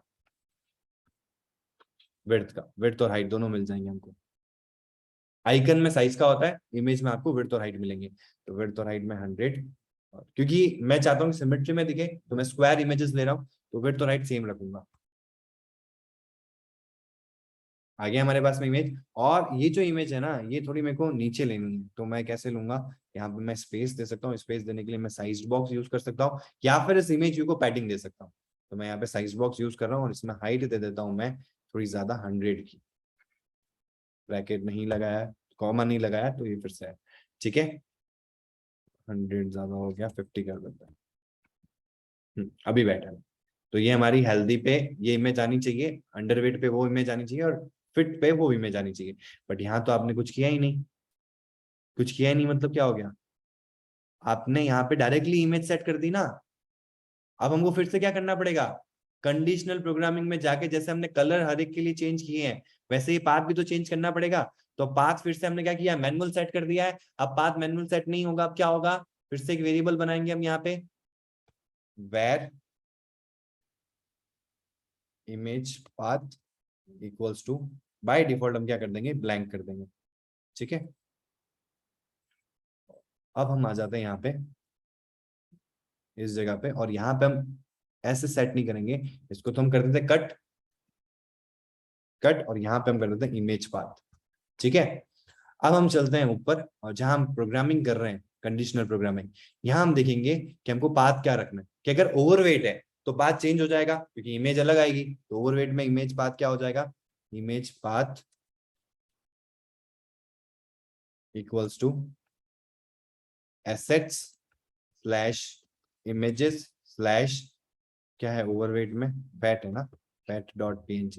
अब देखो मैंने क्या किया, मैंने आपसे क्रॉस क्वेश्चन किया, फैट है ना, ऐसा नहीं करना, ठीक है। इसमें प्रॉब्लम्स बनेगी आपकी। आपको यहाँ जाना है, अगर आपको ये नाम याद नहीं रह रहा, देखो यहाँ तो इजी नाम है, बट अगर आपको ये नाम याद नहीं रह रहा तो पहले से कोशिश करो कि इसका रीनेम करो। ऐसे कॉम्प्लेक्स नेम नहीं लेने, ठीक है। ऐसे नेट पे डाउनलोड करते हैं ना, तो नेट पे कई बार आपको इमेज जो नेट से डाउनलोड होती है ना, वो बहुत बड़े नाम से आती है, देखा होगा आपने, अल्फाबेटिक अल्फा न्यूमेरिक नंबर होता है, ठीक है। यूनिक फाइल बनाने के लिए वो इस तरीके से नाम रखते हैं। तो हम वही डायरेक्ट पेस्ट कर देंगे ना, तो हमारे लिए बहुत मुश्किल हो जाएगा यहाँ पे नाम रखना। तो हम क्या करेंगे, जैसा वो काम है वैसा उसका नाम है, मेरे लिए तो वो आसान है। लेकिन अगर आपने ऐसा कोई इमेज ले रखा है जिसमें नाम अलग है और काम अलग है अंदर, तो आप यहाँ जाओगे, रिफ्रैक्टर में रीनेम का ऑप्शन मिलता है, यहाँ से आप रीनेम कर सकते हो। और अगर आपने रीनेम नहीं करना है, नाम सही है पर नाम याद नहीं आ रहा है, मतलब स्पेलिंग मिस्टेक ना हो जाए, तो यहाँ जब रीनेम पे जाओ ना तो उसको कॉपी कर सकते हो आप। यहाँ पे कंट्रोल सी दबाओ, कॉपी हो गया, और रिफ्रैक्टर करना नहीं है, कैंसिल कर दो। अब इससे क्या होगा कि यहाँ जो पाथ देना है इसको हटाओ और यहाँ पे पेस्ट कर दो। तो ये चीजें ना आपको हमेशा 100% गारंटी के साथ में कभी भी एरर क्रिएट नहीं करेगी। ठीक है, अब आ जाते हैं हम इसके अंदर। इसमें भी हम क्या करते हैं, इमेज पाथ पे जाते हैं। इमेज पाथ इक्वल्स टू, यहाँ पे आ जाएगा एसेट्स स्लैश इमेजेस स्लैश, अब हमको फिट पीएनजी देना है, तो फिट पीएनजी को फिर भी आप ले सकते हो, बट कोशिश करना कि भाई आप इधर से जाओ, कॉपी करो, कैंसिल करो, इधर से पेस्ट कर दो। ठीक है, और सेमीकोलन लगाना नहीं भूलना है। ये फिट वाली अंडरवेट में तो नहीं, अंडरवेट में तो ये आएगी ना, तो इस पे जाओ, रिफ्रैक्टर में जाओ, रीनेम में जाओ, इसको कॉपी मारो और इस फिट की जगह आप इसको पेस्ट करो। ठीक है, क्योंकि हम यहाँ पे अंडरवेट डिफाइन कर रहे हैं, तो अंडरवेट तो ये है ना हमारा। ठीक है, वापस आ जाते हैं हम मेन के अंदर, और मेन नहीं, हमने कल एक अलग क्लास बना दी थी। यहाँ आ जाते हैं और यहाँ पे हम क्या करेंगे, image path equals to assets slash images slash, इसको तो मैं याद रख सकता हूँ, तो मैं फिट डॉट png कर रहा हूँ, बट अगर आपका कोई कॉम्प्लेक्स नेम हो या थोड़ा बड़ा नेम हो तो वहां से कॉपी कर सकते हो आप। ठीक है, आप कंट्रोल एस करते हैं और हम यहाँ पे देखो अनेबल टू लोड एसेट आ गया, क्योंकि ये इमेज पाथ हमने ब्लैंक दे दिया इसको, यहाँ पे हमने इमेज दिया ही नहीं है। ठीक है, इमेज पाथ क्या दिया है, ब्लैंक दे दिया है। तो आप यहाँ पे विजिबिलिटी वाला भी कंडीशन लगा सकते हो, वो अपन अब लगाएंगे इस चीज को रिजोल्व करने के लिए। बट पहले चेक कर लेते हैं कि क्या चीजें सही चल रही है क्या। तो मैं यहाँ पे कैलकुलेट करता हूँ, तो ये देखो अंडरवेट आ गया। ठीक है, अब मैं यहाँ पे करता हूँ कि भाई अगर 70, चलो सपोज दैट करते हैं अपन 85 है किसी का वेट, इसी हाइट के हिसाब से, तो हेल्दी है, 20 बस मार्जिन पे, बट हेल्दी आ गया।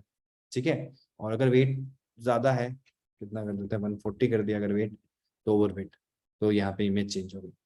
ठीक है, अब प्रॉब्लम क्या हो रही है कि जब सब ब्लैंक है, तब हमारा यहाँ पे जो इमेज है, जब अगर मैं रन करूंगा, इसको रीलोड करूंगा, तो यहाँ पे आ रहा है अनेबल टू लोड एसेट, क्योंकि बाय डिफॉल्ट तो हमने कोई इमेज पाथ दी नहीं है। तो आप यहाँ पे क्या कर सकते हो, या तो डिफॉल्ट इमेज लगा सकते हो, या इसको क्या कर सकते हो, आप हाइड कर सकते हो। अब हाइड करने के लिए हम क्या करते हैं, यहाँ पे एक टॉगल लगाएंगे अपन यहाँ पे, वेयर इज इमेज विजिबल, इसको हम बाय डिफॉल्ट क्या कर देंगे, फॉल्स।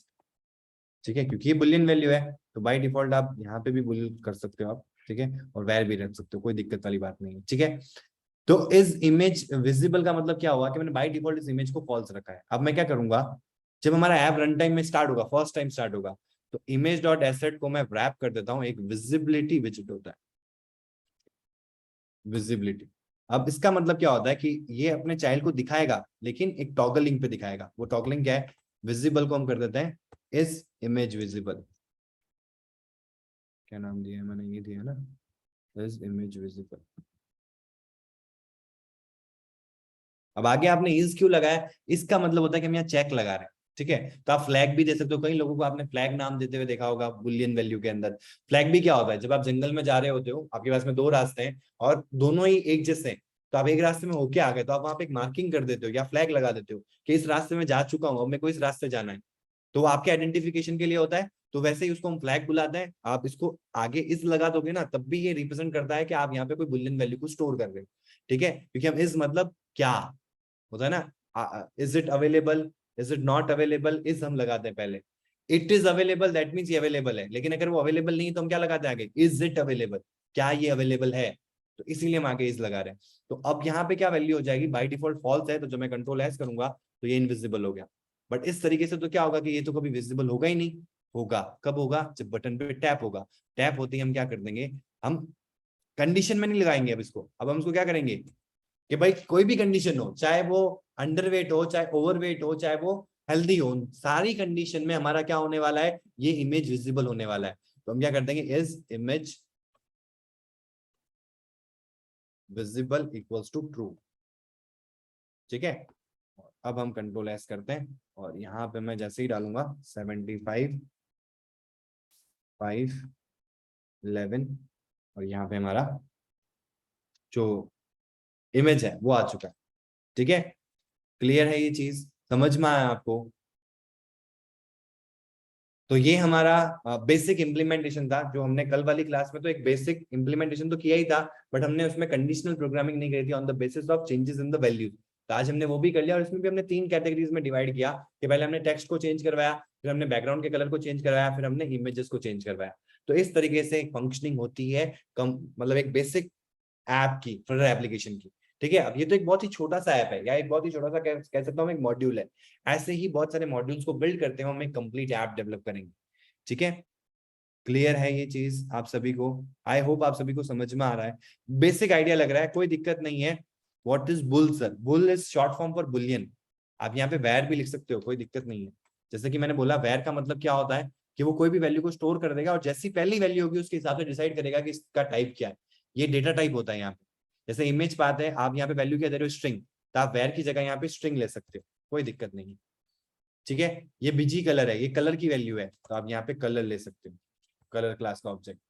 ठीक है, बट आसान क्या हो जाता है कि जब आप वैल्यू डिफाइन कर रहे हो तो आपको नहीं पता पहले क्या वैल्यू मिल रही, बट आपको ये पता है कि जैसे ही वैल्यू असाइन होगी तो उस टाइप की वैल्यू उसमें ऑटोमेटिकली डेटा टाइप में इंसर्ट हो जाएगी। तो इसके लिए हम यहाँ पे वैर यूज करते हैं। ठीक है सर, क्या हम ऑडियो ट्रांसलेटिंग ऐप बना सकते हैं? ऑडियो ट्रांसलेटिंग का मतलब text to speech, speech to text, तो वो बना सकते हैं अपन। ट्रांसलेटिंग मतलब हिंदी में कोई बोल रहा है तो इंग्लिश में ट्रांसलेट करना है, तो आप कर सकते हो। दोनों में क्या काम होगा? दोनों चीजें यूज में होगी। एक में टेक्स्ट टू स्पीच काम में आएगा, और एक में स्पीच टू टेक्स्ट काम में आएगा। अब कैसे? जब आप हिंदी में बोल रहे हो तो हिंदी में वो क्या कर रहा है? स्पीच टू टेक्स्ट कर रहा है, जो आप बोल रहे हो स्पीच को रिकॉग्नाइज कर रहा है, और उसके बेसिस पे टेक्स्ट में कन्वर्ट करके आपको दे रहा है। अब वो जो टेक्स्ट में आया है उसमें हमारे पास में ऑप्शन होता है कि अगर आप देखोगे ना तो गूगल में ये जो टेक्स्ट टू स्पीच और स्पीच टू टेक्स्ट है, ये गूगल की लाइब्रेरीज है जो गूगल एपीआई प्रोवाइड करता है हमको फ्री में। तो हम उसको यूज करके Google text to speech and speech to text को इम्प्लीमेंट कर सकते हैं। इसमें गूगल बहुत सारे लैंग्वेजेस भी देता है हमको कि भाई किस लैंग्वेज में आपको बुलवाना है। ठीक है, तो यूजर ने हिंदी में बोला, आपने उसको, गूगल ने स्पीच को कन्वर्ट कर दिया आपके टेक्स्ट में, हिंदी में। ठीक है, अब हमको इस चीज को वापस किस में ट्रांसफर करना है? ट्रांसलेट करना है कि भाई इंग्लिश में ट्रांसलेट करना है, तो वो पहले उस टेक्स्ट को इंग्लिश में ट्रांसफर करेगा एंड देन उसको स्पीच को देगा। मतलब उसमें क्या हो जाएगा? Text to speech. आप कोई भी टेक्स्ट दे रहे हो तो उसको बोल के सुना देगा। तो यहाँ पे स्पीच से टेक्स्ट को रिकॉग्नाइज किया, उसको कन्वर्ट कर दिया, ट्रांसलेट कर दिया, और फिर उसको वापस बुलवा दिया। इस तरह का बोल रहे हो ना नाजिया? हेलो? हेलो? ओके, ठीक है, तो आप बना सकते हो। इसमें 2 एपीआई यूज में आएगी, एक आपकी टेक्स्ट टू स्पीच और एक आपका स्पीच ट्रांसलेटर या टेक्स्ट ट्रांसलेटर जो गूगल से प्रोवाइडेड होता है। अब आप कभी गूगल का क्यों यूज कर रहे हो? आप अपना खुद का क्यों नहीं ले सकते? देखो, खुद का लेने के लिए आपको बहुत बड़ी डिक्शनरी चाहिए। ठीक है, गूगल के पास में पहले से बहुत sets of words, set of meaning सब डिफाइंड है। तो आप इतना गूगल पे सर्च करते हो, आपको डिक्शनरी पूरी गूगल की मिल जाती है, विकीपीडिया वहां पे पड़ा है, तो सब कुछ उसके पास में है। हम उसकी सिर्फ एपीआई को यूज करेंगे। हाँ, एपीआई की कॉस्टिंग इनिशियली तो फ्री रहती है। अब गूगल पहले क्या करता था? सारी चीजें फ्री रखता था। अब रिसेंटली उसने क्या किया है कि अगर आपको गूगल की सर्विसेज एपीआई को यूज करना है तो आपको एक बिलिंग अकाउंट क्रिएट करना पड़ता है।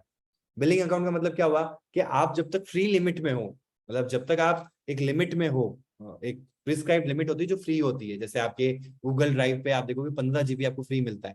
ठीक है, तो अगर आप वो 15 GB में हो तब तक आपको कोई प्रॉब्लम नहीं है। 15 GB से ज्यादा आप डेटा लोड नहीं कर पाओगे, वहां पे एरर आ जाएगी, वहां पे वो कहेगा you are out of storage, please upgrade to another plan. ठीक है, तो वैसे ही सेम यहाँ पे करता है, बट जीमेल में क्या होता है? आपको अकाउंट क्रिएट नहीं करना पड़ता। तो यूजर क्या करते थे, मतलब एज एन मेरे तरह के लोग, डेवलपर जो इनिशियली टेस्टिंग करते थे, वो क्या करते थे कि गूगल फ्री में दे रहा है, यूज करो, जब हम लिमिट से एक्सटेंड करेंगे तो हम एक नई ईमेल आईडी क्रिएट करेंगे और फिर वापस से हमको फ्री कोटा मिल जाएगा। तो गूगल ने कहा कि नहीं, ऐसा नहीं चलेगा। आपको क्या करना है, आप अगर फ्री में यूज करना चाहते हो तो हमको कार्ड की डिटेल्स, बैंक की डिटेल्स, मोस्टली केस में बैंक की तो नहीं लेता, कार्ड की डिटेल्स ही लेता है। क्रेडिट कार्ड की डिटेल्स आप डाल दो और उससे अकाउंट बना लो। ठीक है, हम गारंटी करते हैं कि जब तक आप फ्री कोटा में हो आपसे चार्ज नहीं लिया जाएगा। जैसे ही फ्री कोटा से आप एक्सटेंड करोगे तो ऑटोमेटिक डेबिट हो जाएगा, लेकिन उससे पहले भी वार्निंग आएगी। तो इस तरीके से फंक्शनलिटी चलती है, और ये जो एपीआई होती है free of cost limited time तक रहेगी।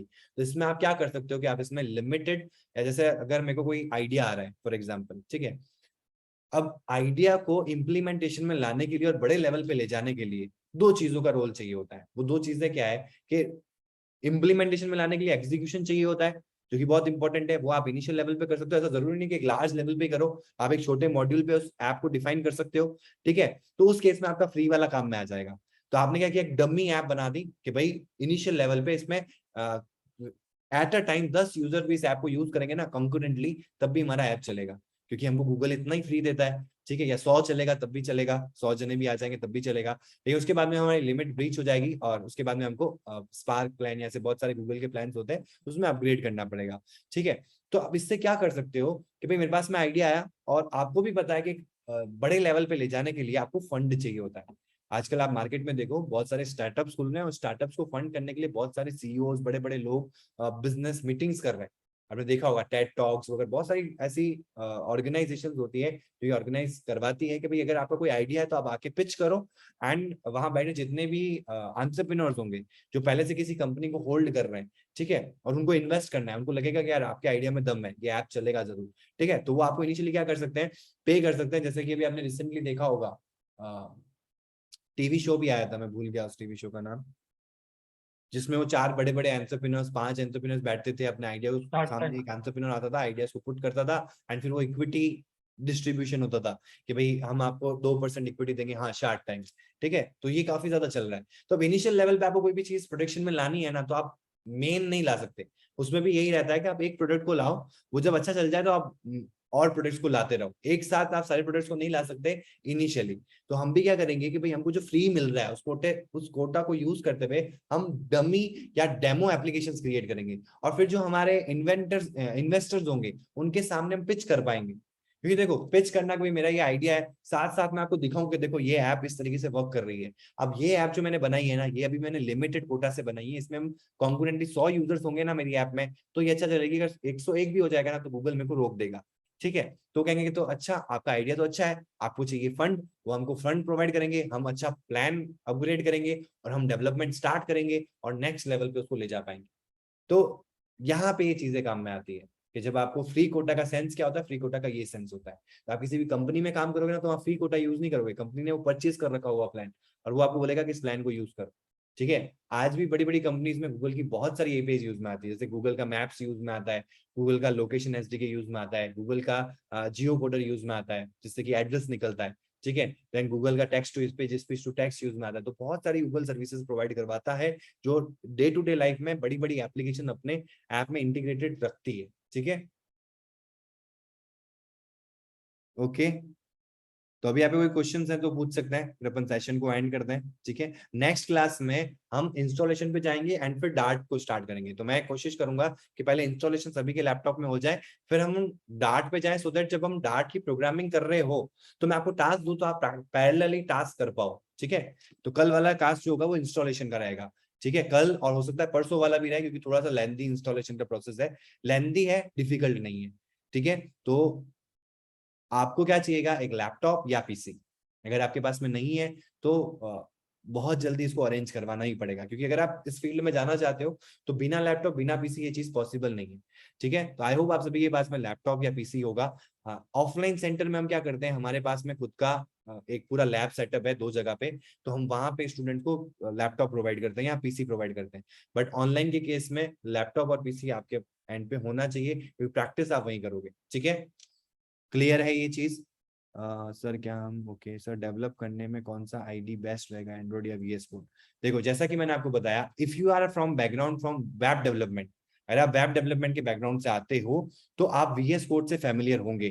मतलब अगर आपने कभी वीएस कोड को यूज किया है और आप उससे यूज टू हो, देखो ऐसा नहीं कह रहा हूं मैं कि यूज किया बट आप यूज टू नहीं हो, यूज टू का मतलब समझ रहे हो, फेमिलियर हो उससे, तो आप वीएस कोड यूज कर सकते हो, क्योंकि मैं वीएस कोड भी सेटअप करना सिखाऊंगा।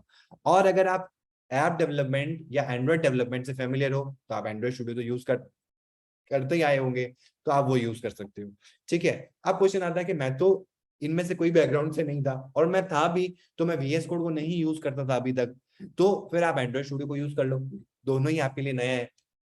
मेरे लिए कौन सा बेटर रहता है, मेरे लिए बेटर रहता है जिस फील्ड से मैं हूं, तो मैं एंड्रॉइड ऐप डेवलपमेंट फील्ड से हूं, तो मेरे लिए बेटर रहता है कि मैं एंड्रॉइड से यूज टू हूं, कोई नई चीज में जाना होगा तो मेरे को इसकी सेटिंग्स बहुत अच्छे से पता है, वही मैं आपको अच्छे से गाइड भी कर पाऊंगा, तो आप एंड्रॉइड स्टूडियो पे कर सकते हो। हाँ, VS कोड में भी वो सेम सेटिंग्स हम अचीव कर सकते हैं, पर थोड़ा सा रिसर्च करना पड़ेगा, ये चीज है। ठीक है, फोन का थीम बना सकते हैं, हाँ बना सकते हैं। उसमें आपको लॉन्चर की सेटिंग्स चाहिए रहेगी, लॉन्चर ऐप को बनाना सीखना पड़ेगा, फिर आप थीम बना सकते हैं। हमारे ऐप के अंदर का भी हम थीम बना सकते हैं। ठीक है sir, what will be the paid class timings? यही टाइमिंग रहेगी आपकी 6 to 7। अब इसमें क्या होता है ना कि एग्जैक्टली 6 to 7 नहीं होता है, मेरे मल्टीपल क्लासेस चलती है स्टार्टिंग फ्रॉम 3 PM टू 9 बज जाते हैं मेरे को क्लास ओवर होते होते। तो मेरे हर क्लास के बीच में 15 से आधे घंटे का गैप होता है, जिसका रीजन क्या होता है ना, कभी कभार जो लेक्चर होता है ना वो जरूरी नहीं कि 1 घंटे में खत्म हो जाए। कभी कभार ऐसा भी होगा कि हमारा जो टॉपिक है वो 1.15 मिनट्स तक, 1.15 आवर्स तक एक्सटेंड हो गया। ठीक है, तो इस वजह से हमारा जो लेक्चर है वो एग्जैक्टली 1 आवर का नहीं है, but on an average 1 hour का रहेगा। किसी दिन टॉपिक जल्दी एग्जीक्यूट हो जाएगा तो आपको कुछ डाउट्स आप पूछ सकते हो, किसी दिन टॉपिक लेंथी हो जाएगा तो वो हो सकता है कि 1 घंटे से ज्यादा एक्सटेंड कर जाए। ठीक है सर, रिकॉर्डिंग कहाँ से मिलेगा? जैसे ही आप एनरोल हो जाते हो आपको मेल आ जाए, जो आपने मेल दिया होगा ना उस ईमेल एड्रेस पे आपको एक मेल आएगा courses.wscubetech.com से। वहां पे आपको यूजर नेम और पासवर्ड बताएंगे वो। ठीक है, आपको courses.wscubetech.com पे जाना है, वहां पे लॉगिन करना है, और लॉगिन करते ही आपको ये जो फ्लटर का एक बैच का नाम होगा WSLC80। हमारा जो बैच है ना ये, इसका जो नंबरिंग है वो 80 है। तो आपको वहां पे दिख जाएगा उस कोर्स के नाम में WS for WS cube and LC मतलब लाइव क्लास -80। ठीक है, ये सीरियल नंबर है हमारी क्लास का।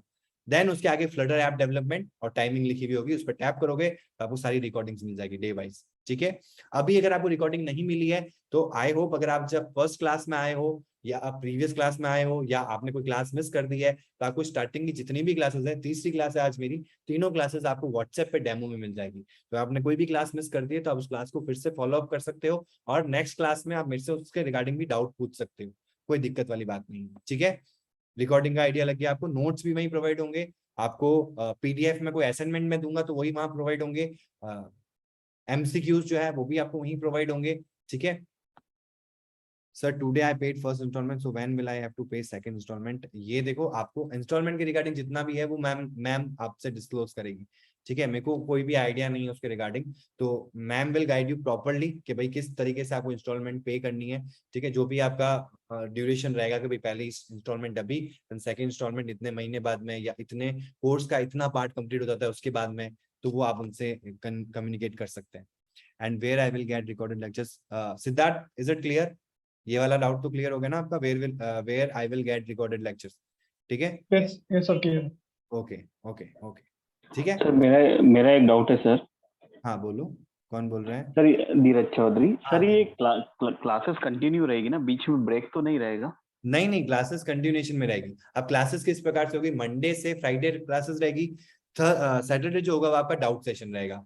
फिर क्या होगा, संडे का आपका लीव रहेगा। अब संडे को भी ना किसी दिन क्या होता है कि जैसे कोई बैकअप क्लास है, या कभी ऐसा हुआ कि कोई ऐसा टॉपिक है जो आपको नहीं समझ में आ रहा है, या उसकी कोई बैकअप क्लास आपको चाहिए रहे, या फिर आप लेट ज्वाइन किए हो सेशन में, तो हम संडेज के दिन, क्योंकि बाकी डेज तो मेरा पैक्ड रहेंगे, तो संडेज के दिन हम वो क्लासेस भी करते हैं। डिपेंड करता है कि मेरा कितना फिजिबिलिटी है संडे को, मैं कितना, मेरे पास में अवेलेबल टाइम है।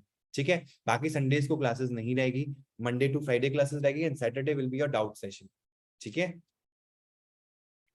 सर, टाइम में चेंज हो सकता है? देखो, टाइम में चेंज नहीं हो सकता, उसका रीजन क्या है कि ये जो स्लॉट है वो मेरा खाली है, मतलब इसमें अभी हमारा नया बैच स्टार्ट हुआ है। बाकी जितने भी स्लॉट है ना, starting from 3 PM to 9 PM, मेरे सारे बैचेस चल रहे हैं, कुछ एंड्रॉइड के कुछ फ्लटर के। तो अभी रिसेंटली तो नहीं है, मेरा नेक्स्ट मंथ एक और बैच ओवर हो जाएगा, तो वहां पे एक नया बैच प्लान अप होगा, तो उसमें टाइमिंग रहेगी आपकी। आपको क्या टाइमिंग प्रिफर्ड है? कोई टाइमिंग है कि इस टाइम पे आपको प्रिफरेबल है? तो आप बता सकते हो, मैम को भी इन्फॉर्म कर सकते हो। 7, ओके, तो 7:30 वाला ही बैच है, 7:30 to 8:30, बट कंफर्म नहीं है कब ओवर होगा। ठीक है, तो अभी जो टाइमिंग रहेगा वो हमारा 6 to 7 रहेगा। फिर अगर फ्यूचर में हमारे पास में अवेलेबिलिटी होती है तो हम इसको चेंज भी करवा सकते हैं, और ये भी डिपेंड करेगा कि आप में से सारे लोग जो है उनकी क्या टाइमिंग रहती है। ठीक है, बट अभी जो मेरे पास में जो स्लॉट है ना, उसके बेसिस पे 1 to 1.5 मंथ नेक्स्ट और कोई स्लॉट अवेलेबल नहीं है, तो इसी टाइमिंग पे हमारी क्लासेस रहेगी। अगर आपको टाइमिंग के रिगार्डिंग और भी कुछ डाउट्स है तो वो आप मैम से बता सकते हैं। हाँ, ओके ओके ओके, ठीक है, ओके रमन, ओके मलिक, ठीक है। सर हाँ मैंने बोलिए। लास्ट क्लास मिस किया था, तो सर मैं लास्ट क्लास मिस किया था, तो अभी जो नेक्स्ट क्लास होगा हाँ, उसका कुछ उस पर डिपेंडेंसी है क्या? नहीं नहीं, उसका कोई डिपेंडेंस, ये डेमो क्लासेस थी, ठीक है। पहली क्लास में हमने एकदम बेसिक से समझा फ्लटर क्या है, ठीक है, पूरा कंप्लीटली समझा, स्कोप समझा, फ्यूचर क्या है, सारी चीजें समझी हमारे नॉलेज में होनी चाहिए जो। फिर हमने प्रैक्टिकल सेशन देखा, जिसमें आपको ये पता लगा दोनों ही क्लास में कि प्रैक्टिकल किस तरीके से एग्जीक्यूट होगा, प्रैक्टिकल चीजें किस तरीके से इंप्लीमेंट की जाएगी। अब ये जो भी मैंने अभी करवाया है ना आपको, ये पहले हम डिटेल में समझेंगे, ये सब कुछ, ये क्लास क्यों लिखा हुआ है, ये क्या लिखा हुआ है, ये क्या चीजें हैं, देन ये विजिट क्या होता है, देन ये एप बार क्या है, देन ये जो आपने सेंटर विजिट लिया है इसका क्या रोल होता है, पैडिंग का रोल क्या होता है, कॉलम का क्या रोल होता है, इन पे प्रैक्टिस करेंगे। फिर हम ऐसे यूआई को वापस डिजाइन करेंगे, ठीक है। तो कल वाली जो क्लास होगी ना, वैसे भी हमारी इंस्टॉलेशन क्लास है। फिर हम प्रैक्टिकल चीजों में चले जाएंगे, क्योंकि फिर हम समझेंगे डार्ट के बारे में, फिर हम समझेंगे डार्ट के अंदर प्रोग्राम्स कैसे करने हैं, फिर हम प्रोग्राम्स को एग्जीक्यूट करेंगे, फिर मैं आपको प्रोग्राम्स प्रैक्टिस के लिए दूंगा। फिर हम फ्लटर के अंदर आएंगे कि फ्लटर के अंदर प्रोजेक्ट कैसे क्रिएट करना है। देन हम प्रोजेक्ट तो बना लिया, अब चला के कैसे देंगे फोन पे, एमुलेटर के ऊपर, तो ये सारी चीजें होंगी, फिर हम फ्लटर के अंदर जाएंगे, ठीक है। ठीक है सर। सर एक जनरल हाँ क्वेश्चन था सर। हाँ, पूछो, कौन बोल रहे हैं? Akshay. Akshay, yes Akshay. Okay sir, जैसे मैं पैरेलली मैं जॉब कर रहा हूँ सर, तो अगर किसी हाँ दिन मेरी क्लासेस मेरी मिस होती है या फिर मैं लेट ज्वाइन होता हूँ, तो जो रिकॉर्डेड वीडियो रहेंगे वो सेम डे में या फिर क्लास के बाद ही प्रोवाइड सेम किए डे जाए? मिल जाएंगे आपको, सेम डे। क्लास के बाद तो पॉसिबल नहीं है, क्योंकि हमारी जो रिकॉर्डिंग होती है वो जूम पे होती है, तो अगर आप जूम का क्राइटेरिया देखोगे तो जूम की रिकॉर्डिंग प्रिपेयर की जाती है, तो नियर अबाउट आधे से पौन घंटा उसको लग जाता है, क्योंकि ये भी जो रिकॉर्डिंग होगी ना आपको 30 to 45 मिनट्स के बाद ही जूम मेरे को प्रोवाइड करेगा। उसके बाद में क्या होता है कि हमको हमारे पोर्टल पे इसको अपलोड करना होता है, एंड देन वहां से आपको लिंक जनरेट होता है। तो इसके अंदर मान के चलो कि 1 से 2 आवर्स का डिफरेंस रहेगा। तो अगर हमारी क्लास 7 बजे ओवर हो गई है तो नियर अबाउट आपको 9 साढ़े 9 के आसपास लिंक मिल जाएगा, ठीक है। Okay okay sir. Okay okay, और कोई डाउट्स है तो आप पूछ सकते हैं, सेशन एंड करें। ओके, तो are you ready to join the journey of this Flutter? Okay,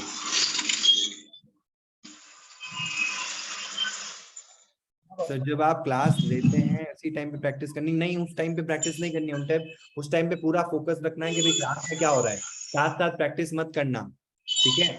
जब प्रैक्टिस क्लास की हो गई, क्लास में मैंने टास्क दिया होगा वो हो गया, उसके बाद में आपको क्या करना है, घर मतलब जब आप क्लास ओवर हो जाए, ऑडियो ऑप्शन, एक second, Thank you, sir. Thank you. Okay, Thank you, sir. Good night. Good night. Welcome Stalin. तो जब क्लास आपकी ओवर हो जाए ना, उसके बाद में आपको क्या करना है कि आपको रिवीजन करना है। रिवीजन कैसे, कि भाई आज जो क्लास में वो पहले मेमोराइज करना है, वीडियो पे नहीं जाना है। हम क्या गलती करते हैं कि भाई जो क्लास में हुआ एज इट इज हम वीडियो में जाके देखेंगे और एज इट इज करते रहेंगे, नहीं, उससे आपकी मेमोरी पावर बनेगी नहीं। तो आपको मेमोराइज करना है कि आज क्लास में क्या हुआ, मैं खुद से स्टार्ट करता हूँ, खुद से स्टार्ट करो, जहां अटक जाओ वीडियो में जाके देखो, कभी नहीं भूलोगे लाइफ में, ठीक है। लेकिन अगर आप डिपेंडेंट हो गए कि वीडियो लेक्चर को देख देख के ही करेंगे तो प्रॉब्लम रहेगी, ठीक है। सर सोर्स कोड अलग से दे देना, हाँ सोर्स कोड आपको मिल जाएगा। सोर्स कोड मतलब कि ये जैसे आपकी जो डार्ट फाइल है ना, पूरा प्रोजेक्ट नहीं मिलेगा क्योंकि कोई सेंस नहीं बनता।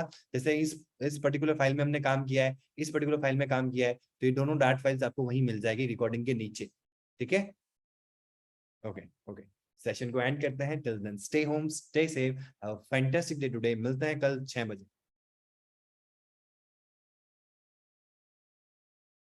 Good night everyone.